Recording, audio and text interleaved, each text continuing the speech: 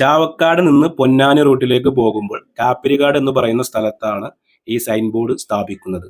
ഈ സൈൻ ബോർഡിൽ കാണിക്കുന്ന ഏരോ ലെഫ്റ്റിലേക്ക് പോയാൽ പാലപ്പെട്ടിയും, പാലം കയറാതെ ലെഫ്റ്റ് ഇറങ്ങിയാൽ പാലപ്പെട്ടിയും, സ്ട്രൈറ്റ് പോകുന്നത് തൃശ്ശൂരും എന്നാണ്. സാധാരണ നമ്മൾ സ്ട്രൈറ്റ് പോകുന്നത് പൊന്നാനിയിലേക്കാണ്. പക്ഷേ എന്തുകൊണ്ടാണ് ഇവർ സ്ട്രൈറ്റ് ഏരോ മാർക്ക് കാണിച്ചിട്ട് തൃശ്ശൂർ എന്ന് എഴുതി വെച്ചിട്ടുള്ളതെന്ന് എനിക്ക് മനസ്സിലാകുന്നില്ല. നിങ്ങൾക്ക് ആർക്കെങ്കിലും അറിയുമെങ്കിൽ ഒന്ന് കമന്റ് ചെയ്യാൻ മറക്കരുത്.